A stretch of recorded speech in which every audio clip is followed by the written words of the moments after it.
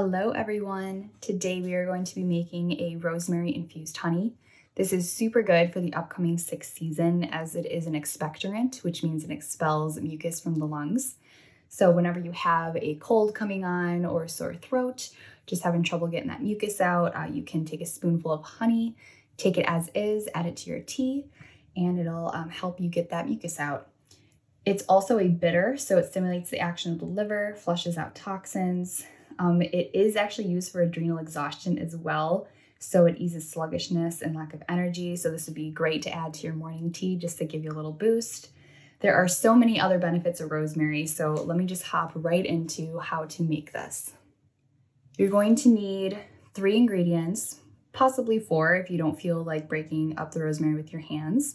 But all you need is a glass jar, rosemary, and raw honey. Now the rosemary does need to be dried, so if you're getting it from the store, just hang it up on your wall, hang it up on a jewelry holder. There are so many ways to dry your herbs. You can just do a quick Google search and it'll let you know how, but it does need to be dried, and that is to prevent bacterial exposure. So super easy here. You're just gonna open up your jar. And what I like to do first is put in a little honey right off the bat because the herbal matter does tend to float to the top. So I really want this mixed here. So I'm just gonna put in a little honey at the bottom here.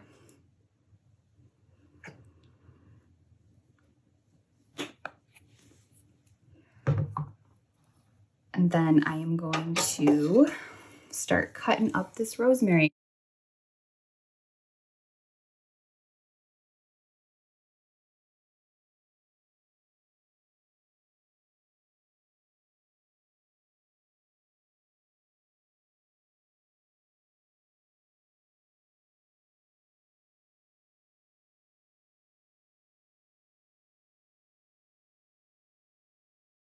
Okay, now that I have chopped up all my rosemary, still have some stragglers here, I'm going to fill up the rest of the jar. Now, I didn't have a ton of rosemary. This is actually rosemary I grew in my garden, so I didn't have a ton since this is the first year it's growing, so I didn't want to take too much of it.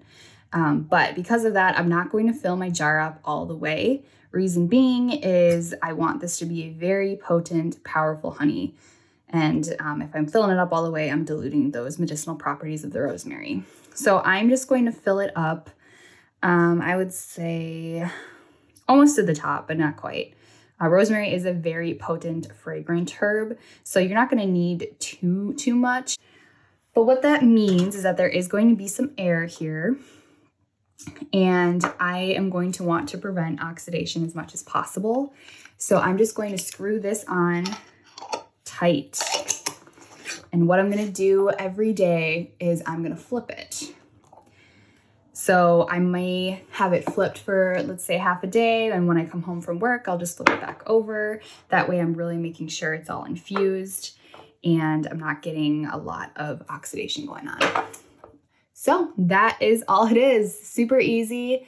It's going to be ready in about 5 to 6 weeks. I'll just keep checking it. I'll maybe take a taste at 5 weeks and see how it is. And if I think it's potent and good to go, then I will just strain the herb at that point. Or sometimes you don't even need to strain it depending on how quick you're going to use it. Honey is a preservative in a sense because it stays good for so long. So really you don't necessarily have to take out the herb as long as you are going to use it quickly.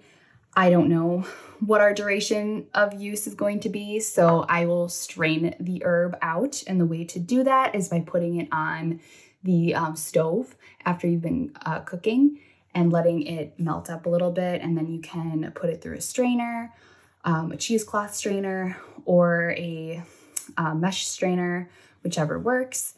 And like I said, you can put this in a tea. You can take it as a spoonful as is.